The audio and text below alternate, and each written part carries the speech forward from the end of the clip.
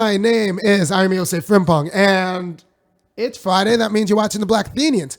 Now, my voice is a little bit dubious today. I also teach for about 3 hours right before I do this show. So, they're just going to have to put up with that. Feels like an informative 3 hours probably, though. Yeah, my students learn a whole lot. Well, today we're going to talk about Kamala Harris and Cory Booker's visit on The Breakfast Club. If you don't know, The Breakfast Club is that show that Hillary Clinton went on in 2016. And instead of talking about reparations or what are going to do about redlining or getting housing, home ownership up in the black community, The Breakfast Club asked Hillary Clinton if she had hot sauce in her purse. Now, that's a failure on about 16 levels. We could talk about it as a media failure. For example, if they went on the Black Athenians, I would not ask Hillary Clinton that question. We can talk about it as an independent media failure insofar as the people who run the Breakfast Club, and this is a guy named DJ Envy, Charlamagne the God, and Angela Yee. Angela Yee, I think, might actually like kind of get things, but they don't let her talk. Yeah, I was like, Charlamagne doesn't let her talk. No, DJ Envy thinks he's somebody he isn't. But they're also owned by probably Clear Channel or Cox. No, not Cox, but Clear Channel. Viacom. Yeah, so they're iHeartRadio. They're one of the big conglomerates, which means they got the job because those are the kind of people who ask Hillary Clinton about hot sauce. Like, that's a qualification of the job. So unless we make that unacceptable, they will continue to do that. In a land where you could ask Hillary Clinton about this graph. Give me the graph about the make it big. Yeah, make it big. All right, you could ask Hillary Clinton about that. God knows her husband helped contribute to it. Yes. You could ask Hillary Clinton about that and what are we going to do to make this situation whole. But instead they asked about hot sauce. They tried to do one better this time when they got a lot of heat for that. They tried to do one better, or enough heat. That they tried to do one better, and they asked Kamala Harris and Cory Booker questions, and we'll go over that Cory Booker and Kamala Harris's answers after the break. Matthew, hit the beat. To the beat, y'all. Yeah. Sound good to me. Never change the ways for the world or the government. If I was the president, then I would state facts. You leave it up to me, I paint the White House black and it can feature in your front. Yeah. All right, so I'll be honest. Me and Peter and Callie were talking about Hillary Clinton and Bill Clinton, talking about, we always talk about Monica, but there's an entire, like... community that he victimized. Community. At least a list you could stroll up. Mass incarceration. And these are the ones we know, like, well, I'm just talking about, like, women. I wasn't even talking about just the women. I'm talking about his policies. Everyone he ate. Yeah. He liked those women. Yeah. And we're joking about how it's possible that before Bill Clinton got famous and he was just like a guy in Arkansas, that Hillary Clinton was his bag man. There's no question of that. We all know that Hillary was like, look, walk away. Don't ruin my chances. I'll handle this. Yeah. I'll handle this. And, Hillary handled it. And I've met a couple of wives like that. Yeah. Now that I think about it. Yeah, that's part of the gig. That's how patriarchy works. Now, we were talking about Kamala Harris and Cory Booker's stint on The Breakfast Club. Give me Kamala. Let's put them one by one. Yeah. One under one. One under the other. All right, so Kamala and Cory were at The Breakfast Club and hanging out with Charlamagne the God and DJ Envy and Angela Yee. And each was asked about, what are you going to do? What's in it for black people? Which is a step up. It took them 2 years and a lot of hazing. But they actually asked. It's the black station. We're not doing so hot. Give me the other, over my other shoulder. My other shoulder, give me the wealth graph. We're not doing so hot. So it's okay. Ask, well, what's going up with the black people? Because it turns out the same policies that work for this group, the blue line, will not work for the red line because the lines are going in opposite directions. The blue line is arcing up, the red line's arcing down, and make no mistake, without a serious intervention, those projections, all right, that's just the truth. That's just the truth. We are not doing so hot as a community. I wouldn't be shocked if we find that those projections are actually conservative. Yeah. Like, there's just not a lot of extra bread around. Not just around. Like, everybody knows someone who says they have money, but, like, there's just not, like you go to white communities, everybody's just people with money. It's not like, just money. I mean, they consider poverty, like $38,000 a year. I'm poor. I was thinking about the fact that, the idea of buying everything with cash. By the way, $38,000 a year if you're in a black neighborhood, not poor. Yeah. No. Yeah, no, I was thinking about that, that habit that one side of my family has of spending cash on everything. Well, they have it available. Right. The other side uses credit for everything, not because, they don't want to carry cash, because we don't have the cash. I don't have cash. No, cash, it's a lot of money. All right, so as a community, we don't have money, and that means none of us are free. Because even if you have a little bit of money, if everybody you're around doesn't have any money, you're just a target. You ain't free. What was the picture someone tagged us in of the guy signing his lottery check with a Scream mask on? Yeah, find that picture. No, that's good. Scream mask, lottery. No, that's. We're tagging it in Facebook. Oh, really? They would tag both of us. That picture's the truth. That's black wealth. You can't tell nobody. He's literally wearing a Scream mask while he's. mask with Scream. Yeah. You can't tell. Yeah, that guy. Yeah. We can't tell about him. He black. That's black wealth. Yeah. Don't tell nobody. Nothing. Lose my phone. Yeah.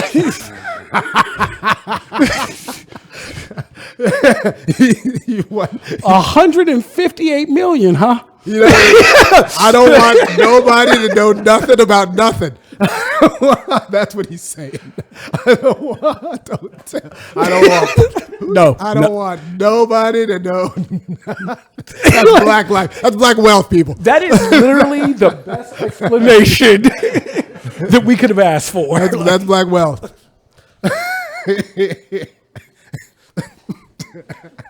That's just too much, though. No, there's another one where he's like signing on a table. Oh yeah, he's signing on the table. Yeah, the other one was he signed on the table. But anyway, so Kamala and Corey were asked about what they're gonna do for black people, and they both went like, "Well, I don't see color. Black problems are America's problems, or like maybe we can do something for the poor." And I was like, "Yeah, that's good." But the problem is people who talk about doing something. See, we have everyone's bad things, right? The Native Americans got some bad things going on. But like the poor people have the poor. But if you're white, you're poor and white. All right, so it's not that bad. So you don't get racial terrorism. The Klan's not going for poor white people. Even my poor white friends are like one step removed from money. Yeah. Or they could like walk into like a church and everyone else will have money. You can go to a black church, but they won't have money. Well, one of my best friends, Brent, used to say that no matter what, he can show up to an interview in any outfit. He's still white, so he's more likely to get the job. Because he watched me getting ready for an interview, and he's like, "Why are you doing all that?" I'm like, "What do you mean you don't do all this?" He's like, "You're going for a retail job." I'm like, "Yeah, and I show up in a suit because if I don't, my experience is not enough." I won't get a job. I won't get the job. So we're talking about. So it's not just enough to do programs for the poor because you're poor.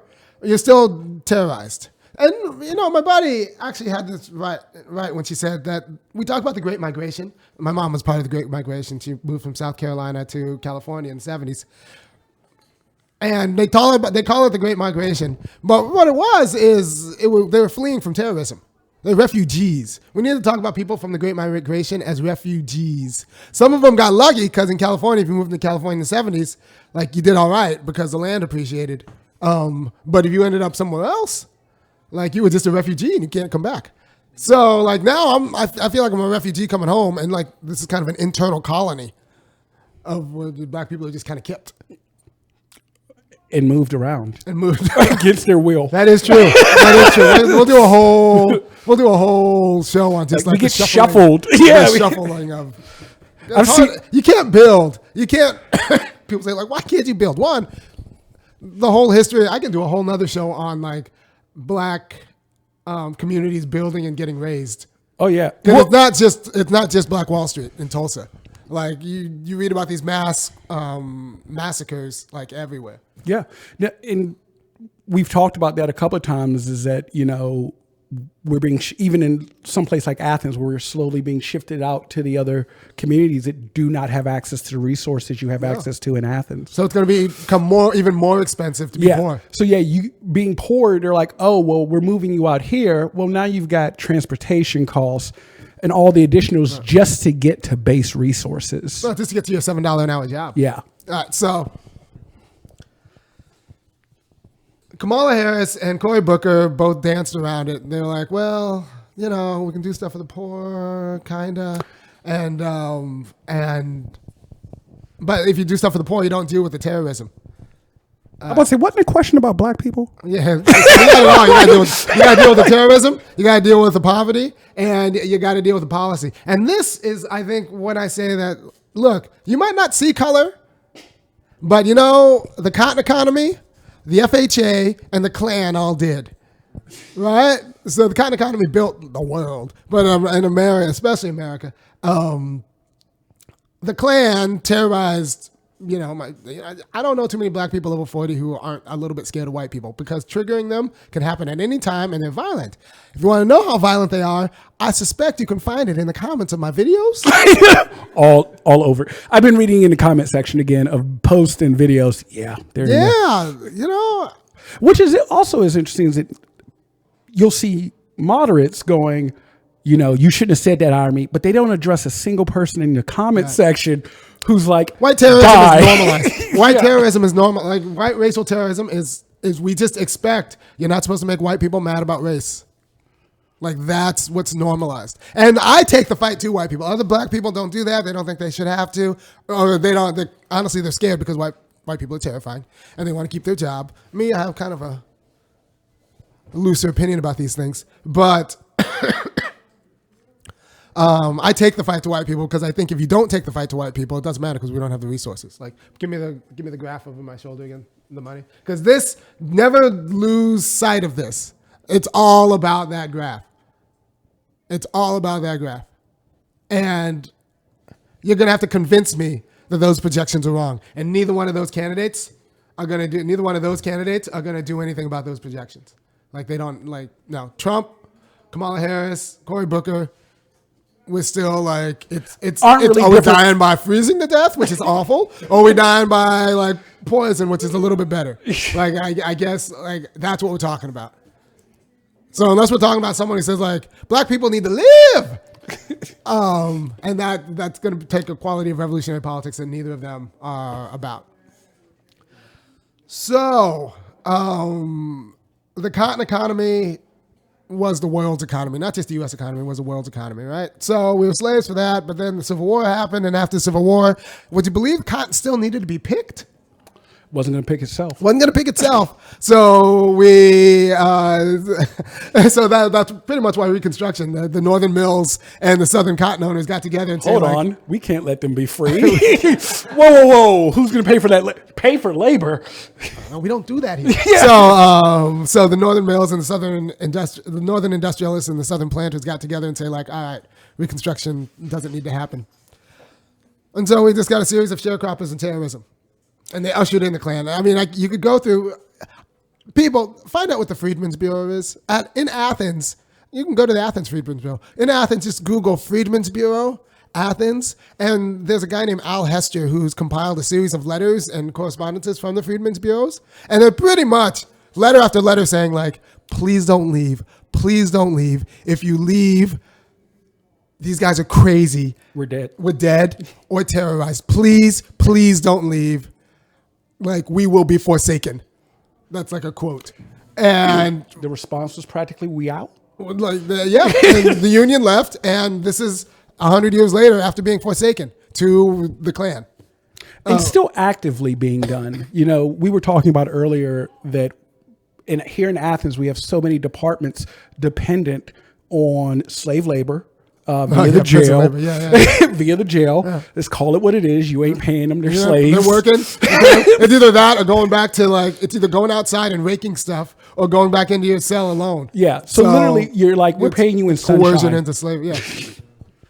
It's a little, it's cold in there. So what we have to think about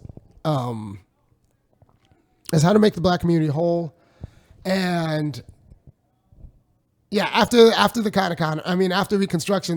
after Reconstruction ended and the white terrorism took real control of the South, that's just been how it is. That's just been how it is ever since. Like, we were never made whole after Reconstruction. So people talk about this Green New Deal, and I think the Green New Deal is a good idea. It needs to be renamed, though, Green Reconstruction. But then you're telling them. Every time you tell them, we know what happens. We can't help black people out. They're trying to cover it up by connecting it with FDR, not actually. Not the word. But the thing is, and I'm of a few minds about this. Black people like Maynard Jackson and Marion Barry were about being black for black people. Like that, There's a reason Marion Barry was reelected after all the scandal. After all the scandal, because he was like, I'm going to get black people paid. Shut up. Yeah. And Maynard Jackson still was committed to all right. And what was it? There were some banks that didn't have black people on their board of directors. And Jackson was like, look, you need to put some black people on the board of directors or we're going to take the money out. And they're like, well, Maynard, don't worry. And he's like, yoink. I think you thought I was joking. And then they found a Negro. Because it turns out they couldn't find any in Atlanta before. But take some money out of their pockets. Maynard just took all the money out of it, and they're like, "Oh, would you believe I found some black people put on our board in Atlanta? In Atlanta, would you believe?" So, and they're English, yeah. Named Jamal. These guys were about black people for black like we need to make black communities whole because we terrorize them for being black. So even if you don't see color or whatever, the FHA, the Cotton Economy, and the Klan did, and that's the lineage and legacy we're living with. And this is what Yvette Carnell and Antonio Moore get really well. They drill down on lineage because lineage matters. Lineage matters because old money is a lot of money. If your grandparents owned a house, that means something. If your grandparents owned a house in a white neighborhood, that means a lot. Yeah, I was about to say, there's a difference. Because, my grandparents owned a house in the District of Columbia when it was black. Oh, yeah. Unfortunately, they sold it while it was still black. Oh, no, because money's white. So. Yeah. $30,000 house, now $500,000 house. Right. So that's what happens. Since the 80s. Since the 80s? The house sold in 89. Yeah, 89 was when my grandfather died. My mother sold the house for $30,000. A frame on the same block now goes for $500,000. That was a gutted house that had literally had nothing. $500,000. It's the land. It's the land worth more than the houses. Except in DC, you don't actually own the land. In this neighborhood, houses going for $30,000, $40,000. In 20 years.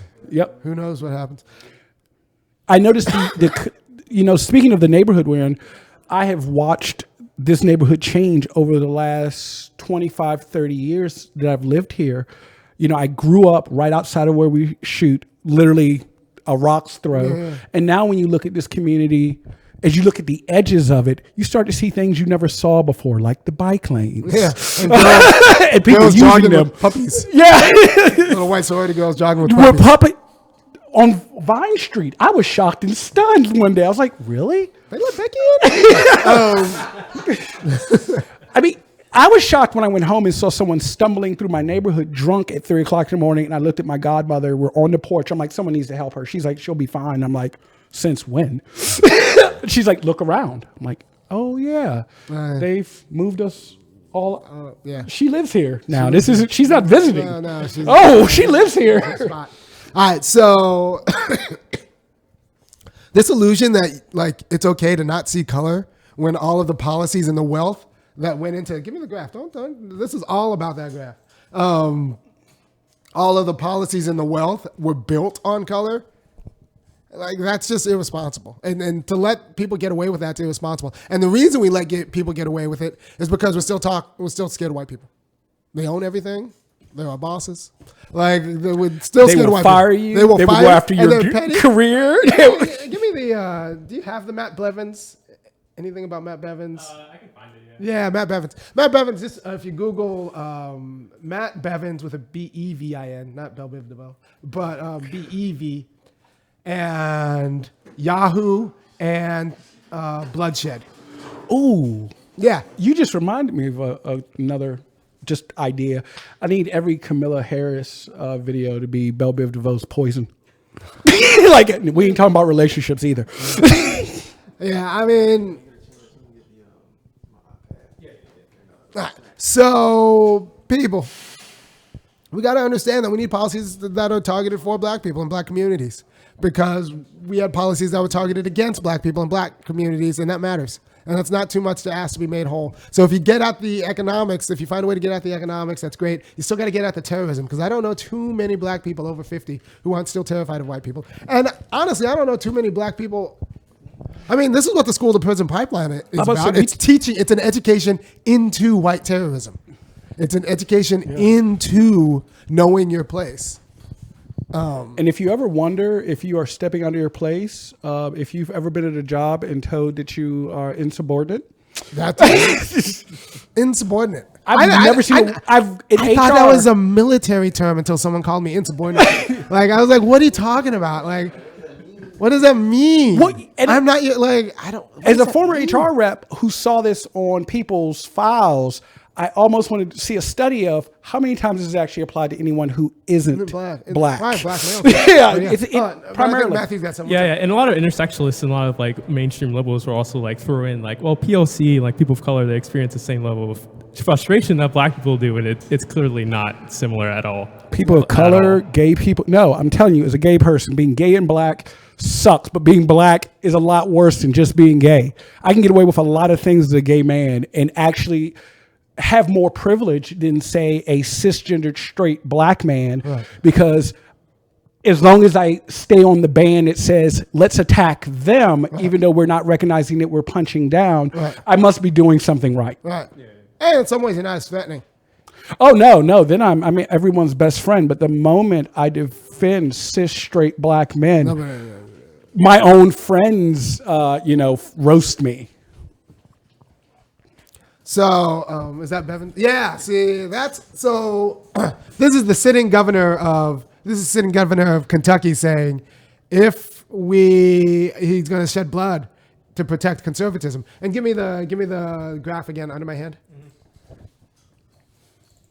So the problem is going to be anything that's serious about addressing this is going to be some pretty radical politics, right?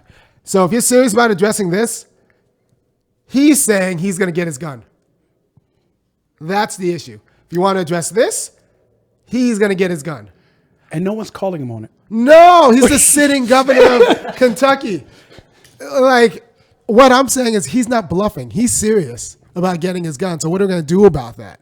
Are we just going to consign black people to a caste system? Or we're going to try to figure out a different way?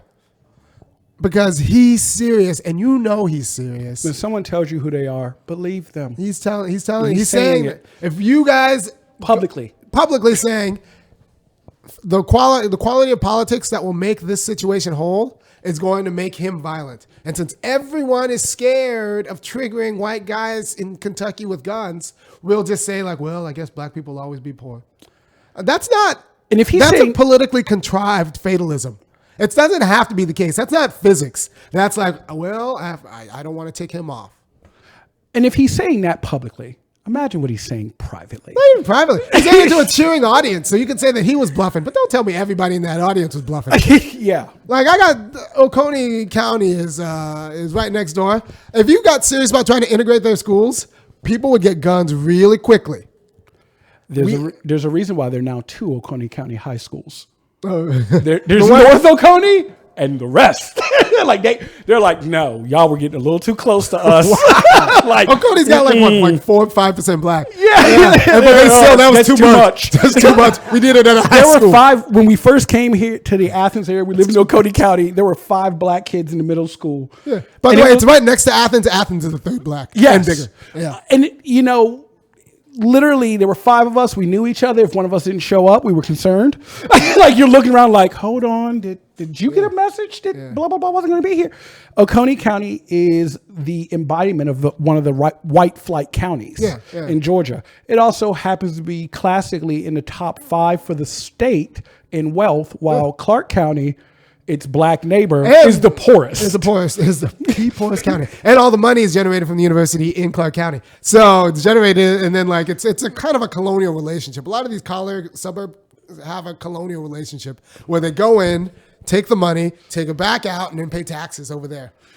This is why we need higher state taxes or different like commuter punishments, and like we can get aggressive about this. Like we can have a payroll tax if you have a residence outside the county. Like there are ways. I mean, if the county would just start doing business with places in the counties when they get consulting jobs and so forth, that'd be a nice start. That'd be a nice start. There's a lot of ways, but you got to first stop pretending that you don't see color, because that's garbage. Especially, you might not, but all of these policies do, and your job is to redress these policies. So, I'll believe you don't see color when you don't clutch your purse. or it's not acceptable. there's just too many black people I know who are scared of white people. Like, and even including these black people, because they see color, they just know that if they said that, it would scare white people. So we're pretty much living under a state of terrorism, and that's what. We just need to take that seriously. We just need to take white terrorism seriously, because everyone's scared of Bevins, because we know that he's not bluffing.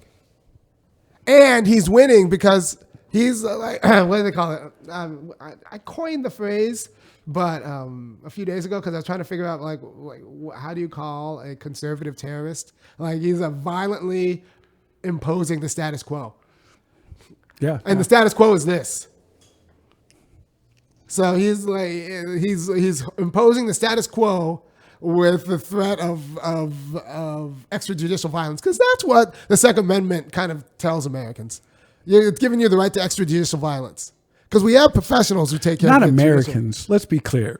white people. Because when the black people, Because we get guns and they will change. Ronald Reagan changed every California law in response to the Black Panther Party. getting guns, yeah.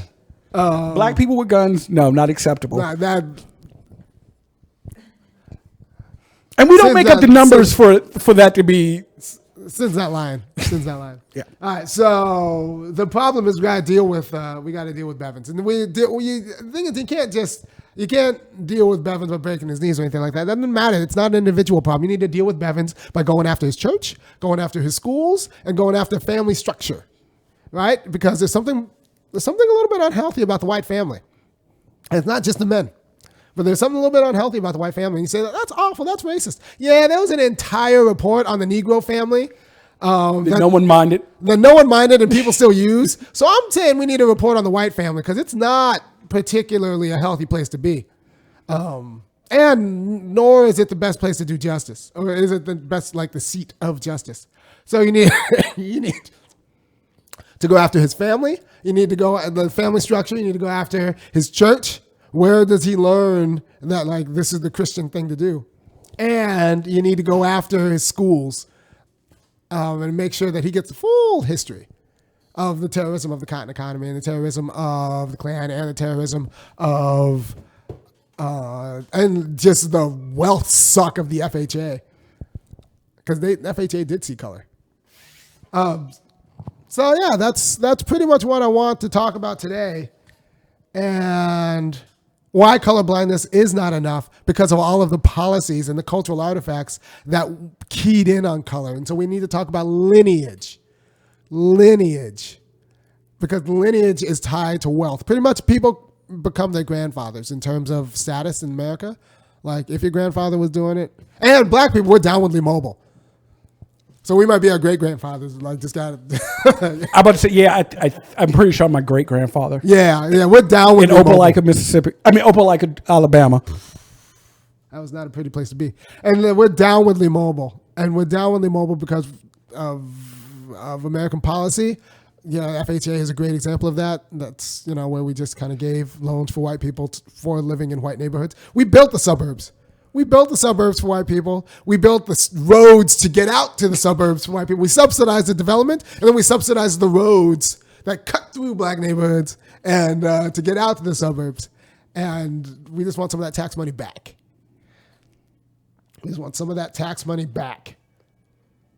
Not even all of it. I want. Well. I want a lot of money back. Because like I said, it doesn't matter if I want my daughter's prom date to have money. It's not enough that like, she's my daughter, so she'll do fine. No, I want her, and she's going to a regular public school. So I want her prom date to like have a parent with a job. And yeah, and that's what this is about. And Matthew, did I forget anything? You want to discuss about the lynching picture and how maybe that relates? Oh, that was the terrorism. Yeah. So Cory Booker didn't see color, and Kamala Harris didn't see color, but these people did. Give me the lynching picture. They did. And that's a community. That's not just like a few bad apples. That's the whole orchard with the little Negro swinging on the tree. Like There are people smiling in that picture as it's a taken. family photo. Like no, that's a date.